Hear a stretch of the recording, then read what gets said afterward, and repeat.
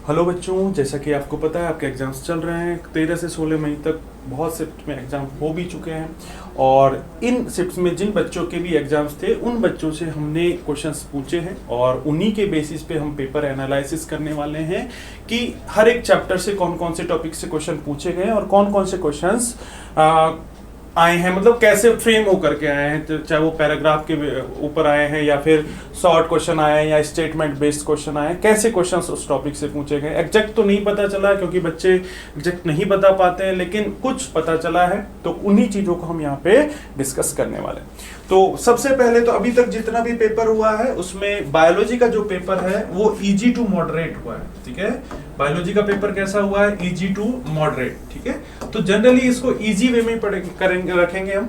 तो जितने भी बच्चों से मेरी बात हुए हैं उन्होंने बताया है कि मेरे 45 टू 50 मैंने अटेम्प्ट किए, 45 टू 50 क्वेश्चंस अटेम्प्ट किए। हो सकता है उनकी तैयारी अच्छी हो इसलिए इजी हो सकता है, और जो बच्चा पढ़ के नहीं जाएगा उसको इजी क्वेश्चन भी टफ लग सकते हैं, लेकिन जनरली जो एक एवरेज रेस्पॉन्स आया है बच्चों का वो इजी ही आया कि बच्चों ने बताया कि सर 45 से 50 क्वेश्चन हमने अटेम्प्ट कर लिए और पेपर का लेवल इजी रहा है। ठीक है, तो आपको डरने की जरूरत नहीं है, आपने जो पढ़ा है उसी को एक बार रिवाइज करिए। ठीक है, नया कुछ भी आपको नहीं पढ़ना है, बस उसी को रिवाइज करते रहिए। ठीक है, और रिवाइज करते रहेंगे तो आपको जो पेपर होगा वो आसान ही लगने वाला है। ठीक है, चलो, और जो पेपर है वो एनसीईआरटी बेस्ड है। पेपर कैसा है? एनसीईआरटी बेस्ड, ये भी आपको याद रखना है ना, आपको एनसीईआरटी बेस्ड पेपर मिलेगा। ठीक है, और एनसीईआरटी, और अगर हमसे आप जुड़े रहे हैं तो आप नोट्स जरूर पढ़ के जाइए क्योंकि नोट्स में पूरी एनसीईआरटी कवर है, शॉर्ट जो क्रिस्प कंटेंट होता है एनसीईआरटी का वो प्रोवाइड किया गया था। ठीक है, चलो, तो अब चैप्टर वाइज हम देखें तो सबसे पहला है sexual reproduction in flowering plant. ठीक है, तो पुष्पीय पादपों में जो लैंगिक प्रजनन वाला जो चैप्टर है उसके अंदर कुछ क्वेश्चंस पूछे गए हैं। वो कौन कौन से टॉपिक्स से अभी तक क्वेश्चंस पूछे गए, जैसे पॉलिनेशन है, परागण है, तो पॉलिनेशन या परागण से अभी तक जो हमें पता चला है वो एक ही क्वेश्चन का पता चला है। वो किससे पूछा गया है? जीनोगेमी से। क्या होता है आप सबको पता है जीनोगेमी क्या होता है? अब यहाँ पे बताने की डिटेल में बताने की कोई जरूरत नहीं है क्योंकि आपको पता है जीनोगेमी क्या होता है। एक प्लांट से दूसरे प्लांट पे अगर पोलन, सेम स्पीसीज के पोलन एक प्लांट से दूसरे प्लांट पे ट्रांसफर हो तो वो जीनोगेमी कहलाता है। हो सकता है आपके एग्जाम में जीनोगेमी से ना पूछ करके सेल पॉलिनेशन से क्वेश्चन पूछ ले या स्वपरागण से क्वेश्चन पूछ ले।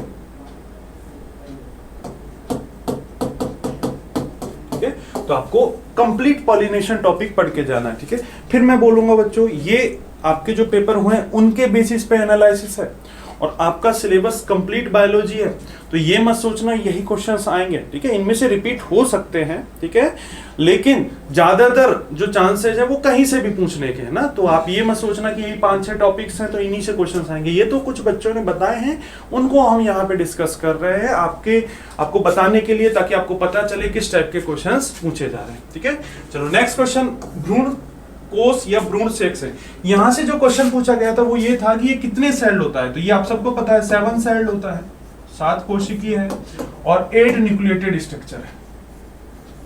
ठीक है, 8 न्यूक्लियस इसके अंदर होते हैं, 7 कोशिकाएं इसके अंदर होती है ना, 7 तो कोशिकाएं होती हैं और 8 केंद्रक होते हैं। ठीक है, तो ये आपको याद रखना है। नेक्स्ट एक क्वेश्चन पूछा गया है जो मैं हर एक एग्जाम में आपको, हर एक मॉक टेस्ट में मैंने एक क्वेश्चन डाला है, हर एक यूट्यूब सेशन में मैंने आपको करवाया होगा जब इस चैप्टर को रिवाइज करवाया है, तो albuminous and non albuminous seeds के बारे में पूछा गया। ठीक है, एल्ब्यूमिनस और नॉन एल्ब्यूमिनस सीड्स के बारे में पूछा गया है, भ्रूणपोषीय और गैर भ्रूणपोषीय सीड्स के बारे में आप सबको पता है। ठीक है, आप सबको पता है कि जो पोएसी फैमिली के होते हैं, जो जैसे राइस हो गया, चावल हो गया, गेहूं हो गया, ये कैसे हैं? ये एल्ब्यूमिनस सीड है। ठीक है, तो यहां से क्वेश्चन पूछा गया है, तो ये टॉपिक आपको जरूर से जरूर पढ़ के जाना है। ठीक है, पार्थेनोकार्पी से क्वेश्चन पूछा गया है कि विदाउट फर्टिलाइजेशन फ्रूट का फॉर्मेशन जो होता है उसका एग्जांपल आपसे पूछा जाएगा। ठीक है, तो ये आप याद रखना, बनाना। ठीक है, फॉल्स फ्रूट के बारे में पूछा गया, कूट फलों के बारे में पूछा गया। 3 फॉल्स फ्रूट बताए थे मैंने आपको, कैश्यू यानी काजू, एप्पल यानी सेब, ठीक है। और तीसरा आप कमेंट करके बताना तीसरा कौन सा फॉल्स फ्रूट था, ठीक है। यस, फॉल्स फ्रूट के बारे में पूछा गया है। और जर्म पोर वर्ग कि जनन छिद्र कैसे काम करते हैं। जनन छिद्र का काम क्या होता है? जनन छिद्र का काम मेल गैमेट्स को ले जाने का होता है। हो सकता है आपके एग्जाम में पूछ ले, ये जो जर्म पोर्स हैं, ये जर्म पोर्स, ठीक है, ये जर्म पोर्स क्या बनाते हैं? ये जर्म पोर्स जर्म ट्यूब बनाते हैं ना, जनन नलिका बनाते हैं ना, पॉलन ट्यूब जिसे बोला जाता है। क्या बनाते हैं? ये पॉलन ट्यूब का फॉर्मेशन करते हैं या पराग नलिका का निर्माण करते हैं, ठीक है। तो इस चैप्टर से कुछ ये क्वेश्चंस देखने को मिले हैं, जितना भी हमें बच्चों के द्वारा पता चला है, तो इस चैप्टर से ये क्वेश्चन। और एक बच्चे ने बताया था कि ये जो एम्ब्रियो सैक है ना, इस पे पैसेज भी आया था। पैसेज का मतलब आप समझ रहे हो, 5 क्वेश्चंस आपको डायरेक्ट मिलेंगे। क्या पैसेज पूछ लेगा एंटीपोडल सेल किधर पाया जाता है, ठीक है। एग एपरेटस में कौन कौन सी सेल्स होती है, जो सेंट्रल सेल होती है उसकी पोलरिटी क्या होती है, ठीक है, कितनी ध्रुवीयता होती है, n+n होती है। तो ये क्वेश्चंस इसमें पूछे जा सकते हैं। तो इस वाले चैप्टर के अंदर आपको ये सब क्वेश्चंस पूछे गए हैं। सिंपल क्वेश्चन है, ठीक है, कोई भी टफ क्वेश्चन नहीं पूछा गया है, सिंपल क्वेश्चन है जो आपको पढ़ाए गए हैं, ठीक है। तो अपने नोट्स पे भरोसा रखिए, ठीक है, अपने आप पे भरोसा रखिए, आप जो पढ़ रहे हैं वो बेस्ट है, ठीक है। तो उसी को आप बार बार पढ़िए। चलो नेक्स्ट क्वेश्चन की बात करें, नेक्स्ट चैप्टर की बात करें, ह्यूमन रिप्रोडक्शन, मानव प्रजनन या मानव जनन। मानव प्रजनन या मानव जनन में जो फ्रीक्वेंटली क्वेश्चन पूछे गए वो 2 इन टॉपिक्स हैं, स्पर्मेटोजेनेसिस और oogenesis, ठीक है। स्पर्मेटोजेनेसिस में स्टेप्स, चरणों के बारे में पूछा गया है कि स्पर्मेटोजेनेसिस की जो प्रोसेस है उसके अंदर कौन कौन से चरण आते हैं, ठीक है, कौन कौन से स्टेप्स आते हैं स्पर्मेटोजेनेसिस में। आप सबको पता होगा, सबसे पहले स्पर्मेटोसाइट, ठीक है, स्पर्मेटोगोनिया, फिर स्पर्मेटोसाइट प्राइमरी, फिर सेकंड स्पर्मेटोसाइट, फिर स्पर्मेटिड्स, फिर लास्ट में स्पर्मेटोजोआ, ठीक है, या शुक्राणु, ठीक है। तो यहां से क्वेश्चन पूछे जा रहे हैं, बार बार पूछे जा रहे हैं। oogenesis से क्वेश्चन बार बार पूछे जा रहे हैं। तो स्पर्मेटोजेनेसिस और oogenesis इनकी सीक्वेंस आपको बोल देगा कि सीक्वेंस में अरेंज करिए। बहुत सारे क्वेश्चन करवाए हैं आपको मैंने ना, जब आपको रिवीजन क्लासेस चली हैं, यूट्यूब की क्लासेस चली हैं, तो बहुत सारे क्वेश्चंस इनसे रिलेटेड मैंने आपको करवाए। मेंस्ट्रुअल साइकिल से जो अभी तक क्वेश्चन आया, एक तो हार्मोन पे आया है, ठीक है, एक तो हार्मोन पे आया कि मेंस्ट्रुअल साइकिल के दौरान जो हार्मोन है उनका सीक्वेंस बताइए। सबसे पहले FSH LH, ठीक है, FSH फिर LH, ठीक है, एस्ट्रोजन और प्रोजेस्टेरोन, ठीक है, FSH LH एस्ट्रोजन और प्रोजेस्टेरोन, ये हार्मोन। एक क्वेश्चन पूछा गया है, सबसे पहले मेंस्ट्रुअल साइकिल स्टार्ट होता है उसको क्या बोला जाता है? उसको मिनार्क बोला जाता है। क्या बोला जाता है उसको? मिनार्क, रजोदर्शन कहते हैं। क्या बोला जाता है उसको? मिनार्क या रजोदर्शन। हो सकता है आपके एग्जाम में मेनोपॉज पूछ ले, ठीक है, तो कुछ भी क्वेश्चन आ सकता है, इसलिए आपको ध्यान से पूरी टॉपिक को अच्छे से कवर करके जाना। अच्छा टॉपिक है, ठीक है। यस, ओवरी हार्मोन्स के बारे में पूछा गया है। जनरली ओवरी स्टेरॉइडल हार्मोन बनाती है और इसके अंदर प्रोजेस्टेरोन एंड एस्ट्रोजन। अगर प्रेगनेंसी की बात करें तो ये रिलैक्सिन भी रिलीज करती है, तो इसके बारे में भी आप पढ़ लेना, रिलैक्सिन भी ये रिलीज करती है। तो ये क्वेश्चंस। फिर एक क्वेश्चन पूछा गया कि ह्यूमन जो सीमन होता है, मानव वीर्य होता है, इसके अंदर क्या क्या पाया जाता है? ह्यूमन वीर्य के अंदर, मानव सीमन के अंदर एक तो स्पर्म होते हैं जिसे शुक्राणु बोलते हैं, इसके अलावा कैल्शियम, फ्रुक्टोज, ठीक है, कैल्शियम हो गया, फ्रुक्टोज हो गया, ठीक है, और कुछ एंजाइम्स भी पाए जाते हैं। तो ये सब ह्यूमन जो सीमन है उसका फॉर्मेशन करते हैं। ब्लास्टोसिस्ट के बारे में क्वेश्चन पूछा गया है, कोरक पुटी के बारे में क्वेश्चन पूछा गया है। ब्लास्टोसिस्ट या कोरक पुटी के बारे में जो क्वेश्चन पूछा गया है वो ये पूछा गया है कि ब्लास्टोसिस्ट की सबसे आउटर लेयर क्या कहलाती है? आप सबको पता होगा, ट्रोफोब्लास्ट इसको बोलते हैं, कोष कारक इसको कहते हैं। तो ये कुछ क्वेश्चंस पूछे गए हैं। अब इनके बारे में डिटेल में पढ़ना है आपको ना, कुछ भी क्वेश्चन पूछे जा सकते हैं आपके एग्जाम में, लेकिन जो अभी तक जो बच्चों के द्वारा क्वेश्चंस बताए गए हैं तो ह्यूमन रिप्रोडक्शन से यहां से क्वेश्चंस आए हैं, ठीक है। चलो नेक्स्ट चैप्टर की बात करें, रिप्रोडक्टिव हेल्थ, ठीक है, प्रजनन स्वास्थ्य। तो प्रजनन स्वास्थ्य में जो सबसे ज्यादा क्वेश्चंस देखने को मिल रहे हैं वो आईयूडीज से है, ठीक है, इंट्रा यूटेराइन डिवाइसेस, ठीक है। और ये क्वेश्चन पूछा गया कि हार्मोन रिलीजिंग आईडी कौन सी है? हार्मोन रिलीजिंग आईडी आप सबको पता होगा LNG20 है, ठीक है, प्रोजेस्टेट है, ये 2 हार्मोन रिलीजिंग आईओडी है। हो सकता है आपसे नॉन मेडिकेटेड या गैर औषधीय आईओडी पूछ लिया जाए आपसे, ठीक है, हो सकता है आपसे नॉन मेडिकेटेड आईओडी पूछ लिया जाए या गैर औषधीय आईओडी पूछ ली जाए।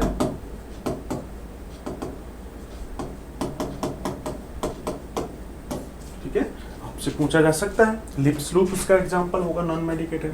हो सकता है आपसे कॉपर रिलीजिंग आईओडी पूछ लिया जाए। ठीक है, तो कॉपर रिलीजिंग आईओडीज भी आपको याद रखनी है। एक क्वेश्चन ये पूछा गया कि ये जो आईओडी है, ठीक है, ये अंतःगर्भाशयी जो उपकरण है ये कहाँ पे लगाए जाते हैं, नाम से पता चल रहा है बच्चों, यूट्रस में लगाए जाते हैं। ठीक है, इनको कहाँ पे इम्प्लांट किया जाता है, इनका इम्प्लांट कहाँ पे होता है, यूट्रस में, गर्भाशय में, यूट्रस या गर्भाशय में इनको इम्प्लांट किया जाता है, यूट्रस या गर्भाशय में इनको इम्प्लांट किया जाता है। नेक्स्ट एआरटी से क्वेश्चन पूछा गया, असिस्टेड रिप्रोडक्टिव टेक्नोलॉजी, सहायक प्रजनन प्रौद्योगिकियों से क्वेश्चन पूछा गया है। इसमें जो क्वेश्चन पूछा गया है वो जिप्ट से पूछा गया है, जाइगोट इंट्राफैलोपियन ट्रांसफर। इसमें क्या होता है जिप्ट में, लेस देन 8 ब्लास्टोमर्स, ठीक है, 8 ब्लास्टोमर्स से जो कम होते हैं उनको ट्रांसफर किया जाता है किसके अंदर, फैलोपियन ट्यूब के अंदर। ठीक है, जाइगोट या 8 ब्लास्टोमर्स से जो कम होते हैं उनको किसके अंदर ट्रांसफर किया जाता है, उनको फैलोपियन ट्यूब के अंदर ट्रांसफर कर दिया जाता है, जिसे क्या बोला जाता है, जिप्ट, जाइगोट इंट्राफैलोपियन ट्रांसफर। क्या बोला जाता है, जाइगोट इंट्राफैलोपियन ट्रांसफर। नेक्स्ट है एमनियोसेंटेसिस। ठीक है, एमनियोसेंटेसिस से क्वेश्चन पूछा गया था, एमनियोसेंटेसिस के एप्लीकेशंस पे। ठीक है, एमनियोसेंटेसिस के एप्लीकेशंस पे। और एमनियोसेंटेसिस के जो एप्लीकेशन या अनुप्रयोग हैं वो क्या है, ये क्रोमोसोमल एबनॉर्मलिटीज को पता लगाने के लिए किया जाता है, क्रोमोसोमल एबनॉर्मलिटीज। ठीक है, गुणसूत्रीय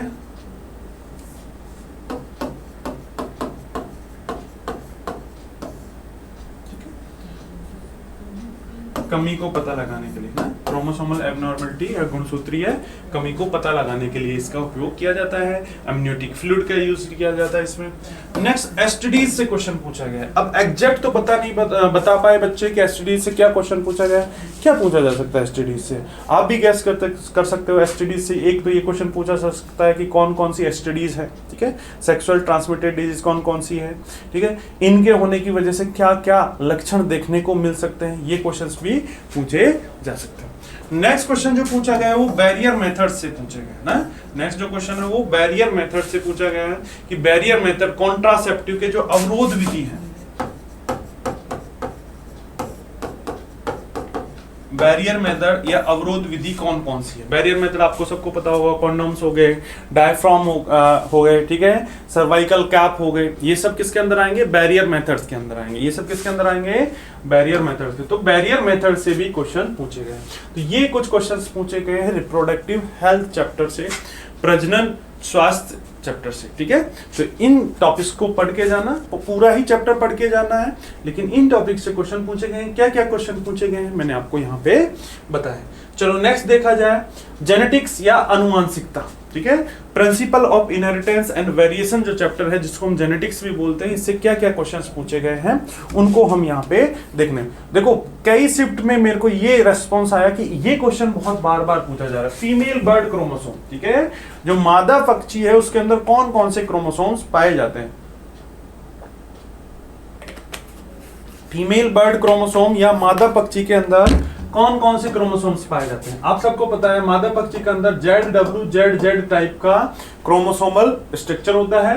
तो इसमें से जो ZZ है ये तो मेल को रिप्रेजेंट करता है। किसको रिप्रेजेंट करता है, मेल को। और ये किसको रिप्रेजेंट करता है, फीमेल को रिप्रेजेंट करता है, ठीक है। ये किसको रिप्रेजेंट करता है, फीमेल को रिप्रेजेंट करता है ना। ZW किसको रिप्रेजेंट करता है, फीमेल को। तो ये क्वेश्चन बहुत बार बार पूछा गया है। इसमें हेट्रोगैमेटिक फीमेल होती है, मेल नहीं होती है, ठीक है, यस। तो और ये जो टॉपिक है ना, क्रोमोसोमल जो सेक्स डिटर्मिनेशन वाला टॉपिक है, क्रोमोसोमल डिटर्मिनेशन वाला टॉपिक है, ये बहुत इंपॉर्टेंट है बच्चों, पढ़ के जाना है ना। तो मैं यहां पे लिख देता हूं आपके लिए सेक्स डिटर्मिनेशन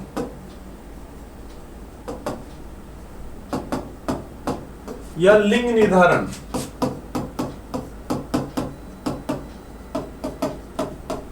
सेक्स डिटर्मिनेशन या लिंग निर्धारण, ये वाला टॉपिक जरूर से जरूर पढ़ के जाइए आप ना। सेक्स डिटर्मिनेशन या लिंग निर्धारण वाला टॉपिक आप जरूर से जरूर पढ़ के जाइए। नेक्स्ट है मेंडेलियन डिसऑर्डर और क्रोमोसोमल डिसऑर्डर। देखो जब हम पढ़ भी रहे थे इन टॉपिक्स को तो मैंने आपको बताया था कि जितने क्वेश्चन पूरे जेनेटिक्स से नहीं आएंगे उससे ज्यादा क्वेश्चन इन दोनों डिसऑर्डर्स से आ जाएंगे, ठीक है। तो इन डिसऑर्डर्स को आपको जरूर के पढ़ के जाना है। यहाँ पे हो सकता है आपसे हीमोफीलिया के बारे में पूछ लिया जाए, ठीक है, कलर ब्लाइंडनेस,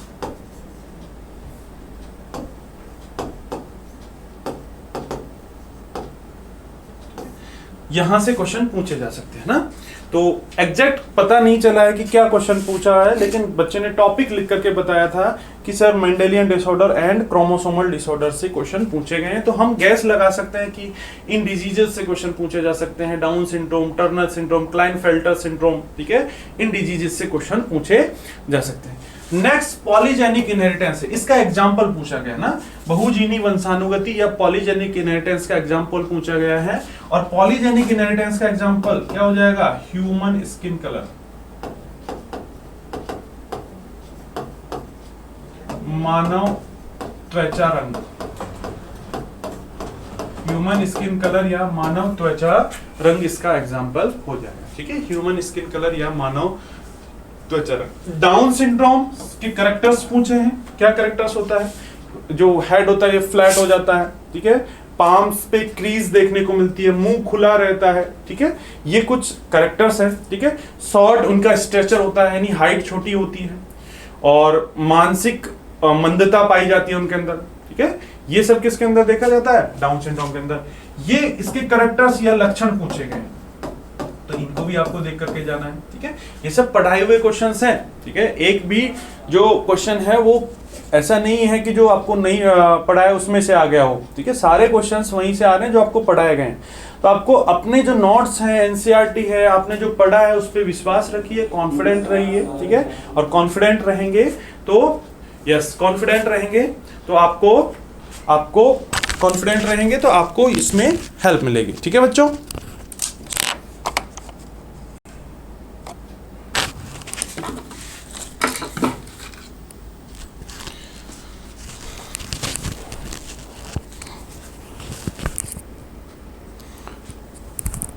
नेक्स्ट हम देखें तो मॉलिक्यूलर बेसिस ऑफ इनहेरिटेंस, ठीक है, मॉलिक्यूलर बेसिस ऑफ इनहेरिटेंस से भी क्वेश्चन पूछे गए हैं। मॉलिक्यूलर बेसिस ऑफ इनहेरिटेंस में यूकैरियोटिक आरएनए पॉलीमरेज, ठीक है, यहां से एक मैचिंग वाला क्वेश्चन आया ना, यूकैरियोटिक आरएनए पॉलीमरेज से एक मैचिंग वाला क्वेश्चन आया है। और क्या क्वेश्चन आया यूकैरियोटिक आरएनए पॉलीमरेज से मैचिंग में, यूकैरियोटिक आरएनए पॉलीमरेज से जो मैचिंग वाला क्वेश्चन है वो आरएनए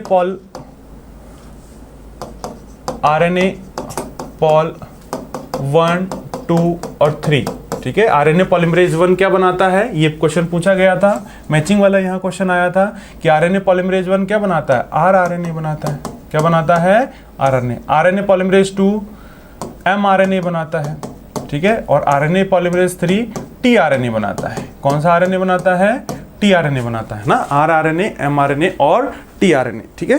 तो ये आपको याद रखना है, आरएनए पॉलीमरेज 1 आरआरएनए बनाता है, आरएनए पॉलीमरेज 2 एमआरएनए बनाता है, आरएनए पॉलीमरेज 3 क्या बनाता है, टीआरएनए का फॉर्मेशन करता है। अगर साइंटिस्ट की बात करें तो यहाँ से ज़्यादातर जो क्वेश्चंस हैं, एक बच्चे बता रहे हैं कि यहाँ से वैज्ञानिकों के नाम पूछे जा रहे हैं। हो सकता है ग्रिफिथ का एक्सपेरिमेंट का नाम पूछ ले, ठीक है, हर्शे और चेज का आपको पूछ लिया जाए, वाटसन एंड क्रिक का आपसे पूछ लिया जाए, ठीक है, वाटसन एंड क्रिक का, लैक ऑपेरॉन के मॉडल किसने दिया था ये पूछ लिया जाए। तो ये नाम आपसे पूछे जा रहे हैं, तो इनके बारे में आपको याद रखना है, ठीक है, इनके बारे में आपको याद रखना है। नेक्स्ट ट्रांसक्रिप्शन या अनुलेखन से, अब बताया नहीं बच्चों ने क्या क्वेश्चन पूछा गया, लेकिन उन्होंने ये टॉपिक जरूर लिखा था कि सर ट्रांसक्रिप्शन से क्वेश्चन पूछे गए हैं, तो आपको ट्रांसक्रिप्शन से जो क्वेश्चन पूछे गए हैं तो ट्रांसक्रिप्शन आपको पढ़ के जाना है। इवन मैं ये बोल रहा हूँ ट्रांसक्रिप्शन ही नहीं, इसके अलावा रेप्लिकेशन भी आपको पढ़ना है, इसके अलावा ट्रांसलेशन भी आपको पढ़ना है, अनुवादन, ठीक है, रेप्लिकेशन यानी प्रतिकृतिकरण, ठीक है, ट्रांसलेशन, अनुवादन, रेप्लिकेशन या प्रतिकृतिकरण। लैक ऑपरॉन मॉडल से बहुत अच्छा क्वेश्चन पूछा गया है। लैक ऑपरॉन मॉडल से ये क्वेश्चन पूछा गया है, ये मोनोसिस्टोनिक है या पॉलीसिस्टोनिक है, ठीक है।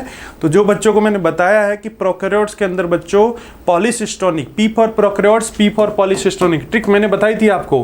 तो कैसा होता है ये पॉलीसिस्टोनिक, ZYA, 3 जीन इसके अंदर पाए जाते हैं और वो कैसे है, पॉलीसिस्टोनिक mRNA होता है, ठीक है। कैसा mRNA होता है, पॉलीसिस्टोनिक mRNA होता है। चलो नेक्स्ट अगर चैप्टर की बात करें तो सबसे ज़्यादा जो क्वेश्चंस है ना यहीं से पूछे जा रहे हैं। तो इस चैप्टर को तो आप बहुत ज़्यादा अच्छे से पढ़ के जाना बच्चों ना। जो इवोल्यूशन चैप्टर है इसके ऊपर मैं स्टार मार्क भी कर देता हूँ। इस चैप्टर को तो बहुत अच्छे से पढ़ के जाना है और इसमें से इस टॉपिक को तो एग्जामिनर ने अपना टारगेट बना लिया है, ब्रीफ अकाउंट ऑफ इवोल्यूशन, ठीक है। यहाँ से बहुत सारे क्वेश्चंस पूछे जा रहे हैं ना, ब्रीफ अकाउंट ऑफ इवोल्यूशन से बहुत सारे क्वेश्चन पूछे जा रहे हैं। Geological time scale, geological time scale से क्वेश्चन पूछे जा रहे हैं। और कल एक क्वेश्चन पूछा गया था कि जॉ फिशेज जो होती है, जॉलेस फिशेज होती है, इनका ओरिजिन कब हुआ था, 350 मिलियन ईयर अगो। कब हुआ था इसका origin, 350 million year ago, 350 million साल पहले हुआ था। ब्रेन की क्रेनियल कैपेसिटी के मैचिंग के क्वेश्चंस पूछे जा रहे हैं, ठीक है, कि निएंडरथल में क्रेनियल कैपेसिटी कितनी थी, 1400, ठीक है। होमो हैबिलिस की पूछा जा रहा है, होमो इरेक्टस की पूछा जा रहा है, ठीक है। डायोपिथिकस, रामापिथिकस की क्रेनियल कैपेसिटी आपको याद रखनी है। दिमागी क्षमताओं से क्वेश्चंस पूछे जा रहे हैं ना, दिमागी क्षमताओं से क्वेश्चंस पूछे जा रहे हैं, ठीक है। तो दिमागी क्षमताओं के बारे में आपको याद रखना है। एडेप्टिव रेडिएशन का एग्जाम्पल पूछा है, सबसे इंपॉर्टेंट। एडेप्टिव रेडिएशन मैंने आपको बताया था, अनुकूलनी विकिरण, क्या एग्जाम्पल बताया था मैंने इसको, डार्विन्स फिंचेस,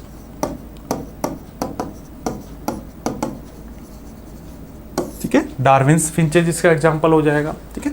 प्लेसेंटल मैमल्स और ऑस्ट्रेलियन मार्सुपियल्स, इनका डायग्राम दिया हुआ है, डायग्राम आपको पढ़ के जाना है या देख करके जाना है ना। और प्लेसेंटल मैमल्स में कौन कौन आते हैं और जो और ऑस्ट्रेलियन प्लेसेंटल्स में कौन कौन आते हैं और ऑस्ट्रेलियन मार्सुपियल्स में कौन कौन आते हैं वो आपको देख करके जाना है, ठीक है।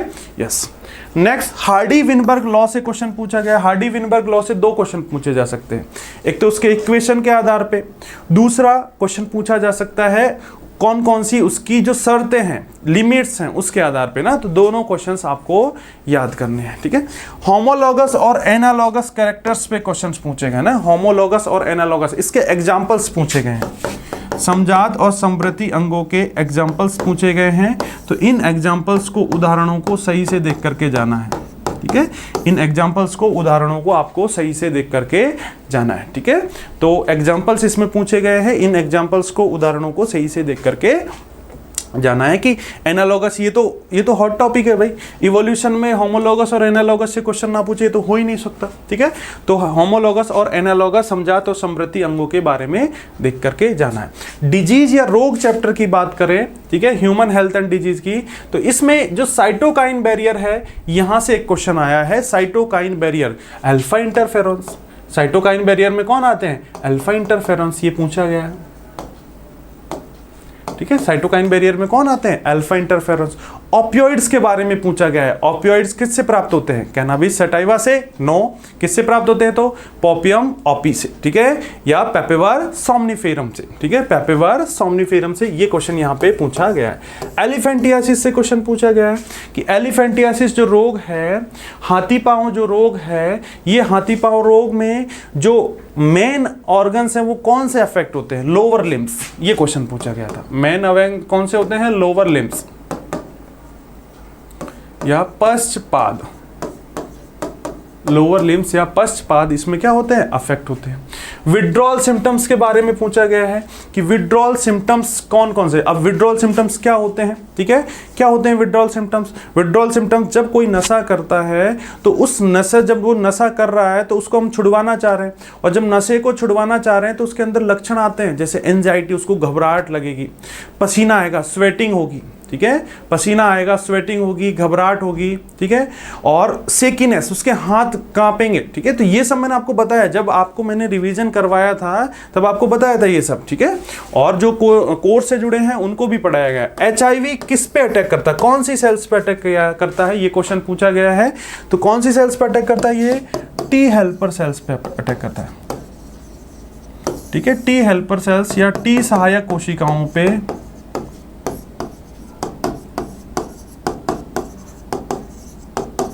टी हेल्पर सेल्स या टी सहायक कोशिकाओं पे ये क्या करता है, अटैक करता है। नेक्स्ट मलेरिया से क्वेश्चन पूछा गया है कि मलेरिया कौन कॉज करता है, प्रोटोजोअन, और प्रोटोजोआ कौन सा, प्लाज्मोडियम, प्लाज्मोडियम, ठीक है। और सबसे खतरनाक मलेरिया कौन करता है, प्लाज्मोडियम फैल्सीफेरम, ठीक है। सबसे खतरनाक जो मलेरिया है वो कौन कॉज करता है, प्लाज्मोडियम फाल्सीफेरम कॉज करता है, ठीक है, प्लाज्मोडियम फाल्सीफेरम कॉज करता है, ठीक है। तो ये कुछ क्वेश्चंस डिजीज चैप्टर से पूछे गए हैं, तो इनके हिसाब से आप देख सकते हैं कि किस टाइप के क्वेश्चंस पूछे जा रहे हैं। नया कुछ भी नहीं पूछा जा रहा, जो भी है पुराना ही है बच्चों ना। माइक्रोब चैप्टर से, अगर सूक्ष्म जीव वाले चैप्टर से देखें तो माइकोराइजा के बारे में पूछा गया है कि इसमें जो फंगस होता है, इसमें जो फंगस होता है, कवक जो होता है, ये कवक या ये फंगस, ठीक है, इसमें जो फंगस होता है, ये फंगस क्या काम करता है, ये फंगस, ठीक है, ये क्वेश्चन पूछा गया, इसमें जो फंगस है ये क्या काम करता है, ये कवक क्या काम करता है, ये फंगस या कवक क्या काम करता है, ये न्यूट्रिएंट एब्जॉर्प्शन का, न्यूट्रिएंट एब्जॉर्प्शन, ठीक है, यानी ये क्या काम करता है, न्यूट्रिएंट को एब्जॉर्ब करता है, खनिजों को एब्जॉर्ब करता है और किसको दे देता है, प्लांट को। ये काम पूछा गया था इसमें ना, ठीक है, ये काम इससे पूछा गया था, ठीक है।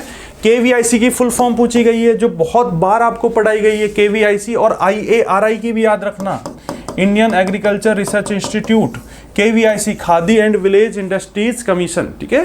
तो ये आपसे पूछा जा सकता है। और रॉकीफोर्ड चीज के बारे में पूछा गया है कि रॉकीफोर्ड चीज कौन बनाता है, फंजाई बनाता है, कवक बनाता है, कौन बनाता है, फंजाई या कवक। और आपसे अगर फंजाई का भी नाम पूछ ले तो आप क्या डालोगे, रॉकीफोर्ड चीज कौन सा फंजाई बना रहा है, रॉकीफोर्ड चीज बनाएगा पेनिसिलियम रॉकीफोर्टाई, कौन बनाएगा, पेनिसिलियम रॉकीफोर्टाई। स्ट्रेप्टोकाइनेज, स्ट्रेप्टोकाइनेज एक बैक्टीरिया द्वारा रिलीज करता है, और कौन से बैक्टीरिया के द्वारा रिलीज किया जाता है, ये क्वेश्चन पूछा गया था और इसका एप्लीकेशन भी पूछा गया है। क्वेश्चन क्या हो जाएगा, स्ट्रेप्टोकाइनेज स्ट्रेप्टोकोकस बैक्टीरिया द्वारा बनाया जाता है, ठीक है।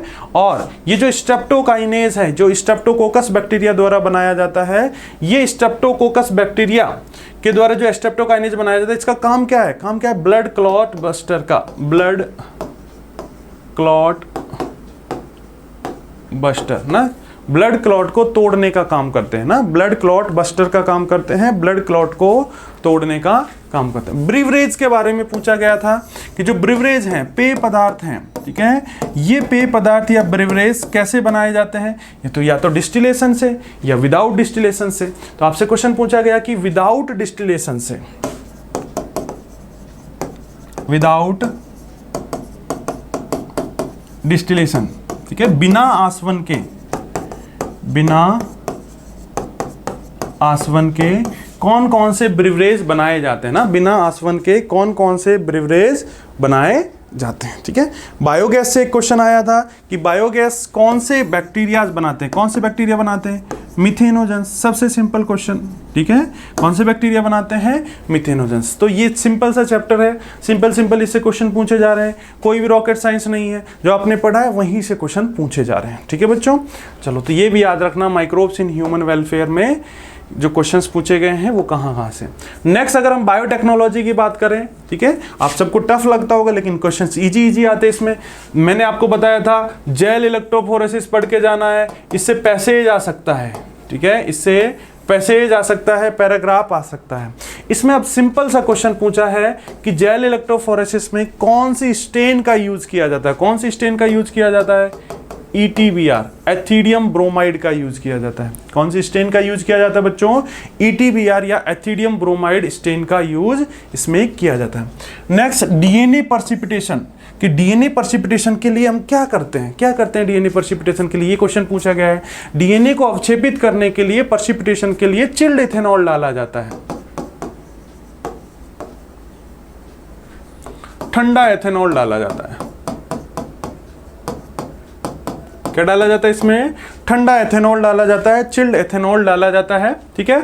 और फिर इसमें स्पूलिंग मेथड किया जाता है, ये और मैंने एक्स्ट्रा जोड़ दिया, ठीक है, हो सकता है स्पूलिंग आपसे पूछ लिया जाए। हो सकता है स्पूलिंग आपसे पूछ लिया जाए, तो ये मैंने आपको एक्स्ट्रा चीज बता दी। इंसर्शन इनएक्टिवेशन पूछा गया ना, निवेशन निष्क्रियता के बारे में आपसे पूछा गया। निवेशन निष्क्रियता क्या होती है? निवेशन निष्क्रियता ये क्वेश्चन पूछा गया। क्या होती है? जब कोई जीन हम इंसर्ट कर देते हैं तो वो जीन अपना काम करना छोड़ देता है, इनएक्टिव हो जाता है, उसे इंसर्शन इनएक्टिवेशन। कितनी बार मैंने आपको बताया। PBR 322 बहुत अच्छा टॉपिक है, इससे एक पैराग्राफ आया और पैराग्राफ से कितने क्वेश्चन? Direct 5 question. ठीक है, तो 2-3 जगह से 5-5 क्वेश्चन आ सकते हैं। जेल इलेक्ट्रोफोरेसिस से आ सकते हैं, पैराग्राफ यहाँ से PBR 322 से आ सकता है। और एक आप टॉपिक याद रखना, PCR से भी 5 क्वेश्चन वाला पैराग्राफ आपको देखने को मिल सकता है। ठीक है, PCR से भी 5 क्वेश्चन वाला पैराग्राफ आपको देखने को मिलता है। एक सबसे फेवरेट क्वेश्चन है आपका बायोटेक्नोलॉजी का, रिकॉम्बिनेंट DNA टेक्नोलॉजी की स्टेप्स को सीक्वेंसली अरेंज करना। ठीक है, इनकी स्टेप्स को सीक्वेंसली अरेंज करना, सीक्वेंशियल अरेंजमेंट। ठीक है, इनकी स्टेप्स को सीक्वेंसली अरेंजमेंट करना, ये बायोटेक्नोलॉजी में क्वेश्चंस पूछे गए हैं। ठीक है, और ऐसे क्वेश्चंस आ भी सकते हैं, आपके एग्जाम में भी आ सकते हैं ना, तो आपको ये सब पढ़ के जाना अच्छे से। चलो नेक्स्ट हम देखें तो बायोटेक्नोलॉजी एप्लीकेशंस में, बायोटेक्नोलॉजी एप्लीकेशन में RNA इंटरफेरेंस से क्वेश्चन पूछा गया है। ठीक है, RNA इंटरफेरेंस से क्वेश्चन पूछा गया है। RNA इंटरफेरेंस, इसी को जीन साइलेंसिंग भी बोला जाता है। क्या क्वेश्चन पूछा गया ये एग्जैक्ट नहीं बता पाया था बच्चा, लेकिन यहां से क्वेश्चन आया है, तो जीन साइलेंसिंग आपको पढ़ के जाना है। बायो कंट्रोल एजेंट से क्वेश्चन आया है ना, जैव जो नियंत्रक हैं वहां से क्वेश्चन आया है। यहां पे ये पूछा गया जो एफिड्स हैं, ये एफिड्स किसके द्वारा कंट्रोल किए जाते हैं? ठीक है, और ड्रैगन फ्लाई किसको कंट्रोल करती है? ड्रैगन फ्लाई किसको कंट्रोल करती है? ये क्वेश्चंस यहां से पूछे गए ना, ड्रैगन फ्लाई किसको कंट्रोल करती है, ये कुछ क्वेश्चंस यहां से पूछे गए। नेक्स्ट पेनिसिलिन से क्वेश्चन आया है। पेनिसिलिन फर्स्ट एंटीबायोटिक थी। अब इससे 3-4 क्वेश्चन बन सकते हैं ना। फर्स्ट एंटीबायोटिक, ठीक है, पेनिसिलिन क्या है? First antibiotic. पेनिसिलिन क्या है बच्चों? प्रथम एंटीबायोटिक। इसकी डिस्कवरी किसने की थी? एक तो ये क्वेश्चन अलेक्जेंडर फ्लेमिंग ने, एक क्वेश्चन ये बन सकता है। कौन से ईस्ट से, ये भी हो सकता है क्वेश्चन बनाओ, लेकिन एग्जैक्ट बता नहीं पाता बच्चा, तो कौन से ईस्ट से? कौन से ईस्ट से? पेनिसिलियम नोटेटम ईस्ट से। ठीक है, ये क्वेश्चन बन सकता है। ठीक है, नेक्स्ट क्वेश्चन आया मेलाइडोगाइनी इंकोग्निशिया। अब मेलाइडोगाइनी इंकोग्निशिया है, ये कौन सी डिजीज करता है, ये क्वेश्चन पूछा गया है। और डिजीज कौन सी करता है? ये root knot disease. Root knot disease कौन सी डिजीज कॉज करता है? ये रूट नॉट। कौन से प्लांट के अंदर? टोबैको के अंदर। ठीक है, तंबाकू के अंदर ये रूट नॉट डिजीज करता है ना, तंबाकू के अंदर ये रूट नॉट डिजीज करता है। Next insulin. इंसुलिन में सिंपल सा क्वेश्चन पूछा गया है। इंसुलिन को सबसे पहले बायोटेक्नोलॉजी की सहायता से कौन सी कंपनी ने बनाया था? एली लिली कंपनी ने। कौन सी कंपनी ने? एली लिली ने। ठीक है, कौन सी कंपनी ने बनाया सबसे पहले इसको? एली लिली कंपनी ने इसको सबसे पहले बनाया है। ठीक है, चलो और नेक्स्ट जो इकोलॉजी के पोर्शन में हम देखें तो इकोलॉजी के पोर्शन में सबसे ज़्यादा क्वेश्चंस हैं वो ग्रोथ मॉडल से आए हैं। ठीक है, कौन से मॉडल से? ग्रोथ मॉडल से। छोटा सा टॉपिक है, कहाँ से क्वेश्चन आएगा? तो ग्रोथ मॉडल से आएगा या स्पीसीज इंटरेक्शन से आएगा। ग्रोथ मॉडल से क्या क्वेश्चन पूछे गए हैं? ग्रोथ मॉडल से क्वेश्चन पूछे गए हैं कि जो रिसोर्सेज लिमिटेड हो या अनलिमिटेड हो तो कैसी ग्रोथ देखने को मिलती है। जब लिमिटेड हो तो लॉजिस्टिक ग्रोथ। ठीक है, लिमिटेड हो, रिसोर्सेज क्या हो? लिमिटेड हो, सीमित हो, तो कैसी ग्रोथ देखने को मिलती है? लॉजिस्टिक ग्रोथ, लॉजिस्टिक वृद्धि देखने को मिलती है। ठीक है, ये क्वेश्चन पूछा गया है। और ये जो ग्रोथ मॉडल है इसमें आर क्या है, ये क्वेश्चन पूछा गया है। आर क्या है? Intrinsic rate of natural increase. ठीक है, आर क्या है? Intrinsic rate of natural increase. ठीक है, प्राकृतिक वृद्धि की आंतरिक दर, ये क्वेश्चन पूछा गया। प्राकृतिक वृद्धि की आंतरिक दर। ठीक है, ये क्वेश्चन पूछा गया है कि ये क्या है? रेट ग्रोथ मॉडल में आर क्या है? Intrinsic rate of natural increase है। पाइसेस्टर स्टारफिश के बारे में बहुत अच्छा क्वेश्चन है ना, ये एनसीईआरटी के डिटेल से क्वेश्चन पूछा गया है पाइसेस्टर स्टारफिश के बारे में ना। पाइसेस्टर स्टारफिश किसको कंट्रोल करती है? इनवर्टिब्रेट्स को। ठीक है, इनवर्टिब्रेट्स को कंट्रोल करती है। एनपीपी के बारे में जो क्वेश्चन है वो एनपीपी क्या है, एनपीपी होती है जीपीपी माइनस आर। एनपीपी क्या होती है बच्चों, जीपीपी माइनस आर, ये क्वेश्चन पूछा गया है। पॉपुलेशन पिरामिड्स के बारे में पूछा गया है। पॉपुलेशन पिरामिड तीन तरीके के, एक पॉपुलेशन इंक्रीज करेगी, दूसरा स्टेबल, तीसरा डिक्लाइन। तीन तरीके के पॉपुलेशन पिरामिड होते हैं, इनको अच्छे से आपको पढ़ करके जाना। एग पैरासिटिज्म में कौन होस्ट होता है और कौन पैरासाइट होता है, ये क्वेश्चन पूछा गया ना। कौन तो परजीवी होता है और कौन होस्ट होता है, ये क्वेश्चन पूछा गया। तो ये भी आपको पढ़ करके जाना है कि एग पैरासिटिज्म में कौन तो होस्ट होता है और कौन parasitism. Example of commensalism, commensalism या सहभोजिता के एग्जाम्पल्स आपको देख करके जाने हैं, ठीक है। मैं फिर बोलूँगा सारे एग्जाम्पल्स देखे जाने हैं, लेकिन सबसे ज़्यादा इंपॉर्टेंट जो क्वेश्चन बार बार पूछा जाता है वो कॉमन सेलिज्म के एग्जाम्पल से पूछा जाता है ना। अब की बार एग्जाम में भी यही हुआ है, यही ट्रेंड देखने को मिला है, कॉमन सेलिज्म के एग्जाम्पल से क्वेश्चन पूछे गए हैं। चलो नेक्स्ट, इकोसिस्टम। इकोसिस्टम डिकम्पोजिशन या अपघटन, ठीक है। इसकी स्टेप्स पूछी गई हैं कि इसकी स्टेप्स को बताओ। स्टेप्स में सबसे पहले फ्रेगमेंटेशन, उसके बाद लीचिंग, उसके बाद कैटाबॉलिज्म, कैटाबॉलिज्म के बाद ह्यूमिफिकेशन, ह्यूमिफिकेशन के बाद मिनरलाइजेशन, ठीक है। तो ये स्टेप्स पूछी गई है, इनको सीक्वेंसली अरेंज करना होता है।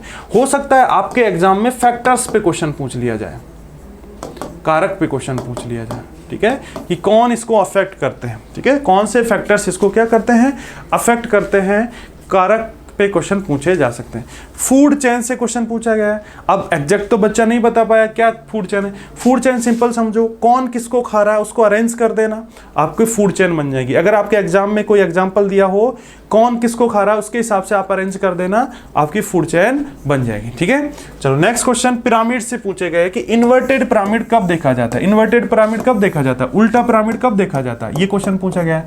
उल्टा पिरामिड कब देखा जाता है भाई, उल्टा पिरामिड देखा जाता है एक्वेटिक इकोसिस्टम के बायोमास का, ठीक है। एक्वेटिक इकोसिस्टम के बायोमास का जो पिरामिड है वो कैसा देखा जाता है, इन्वर्टेड या उल्टा। जैव भार का जो पिरामिड है वो इन्वर्टेड या उल्टा।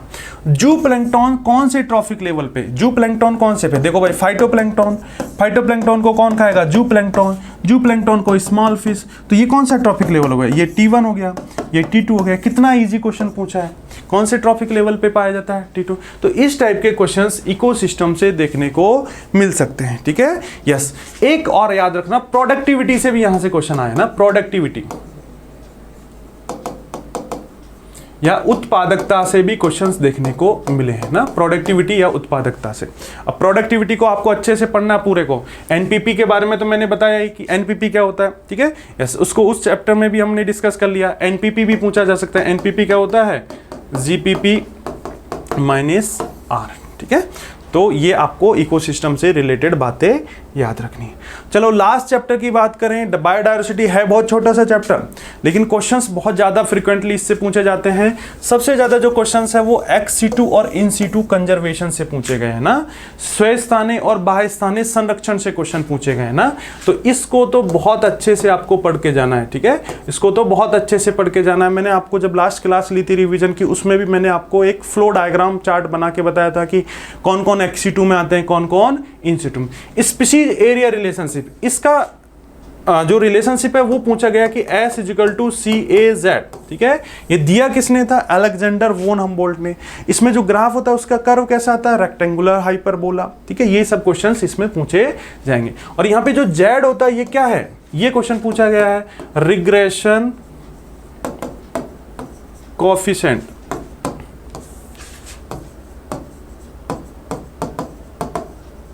प्रतिगमन गुणांक। क्या ये प्रतिगमन गुणांक है, ठीक है।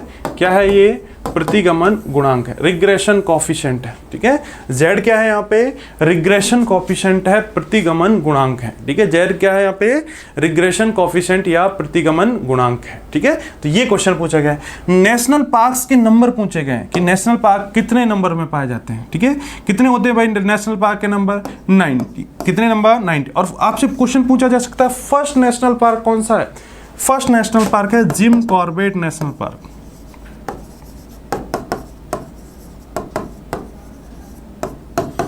Jim Corbett national park, first national park कौन सा है, जिम कॉर्बेट नेशनल पार्क, ठीक है। जेनेटिक डाइवर्सिटी भी से भी क्वेश्चन पूछा गया है।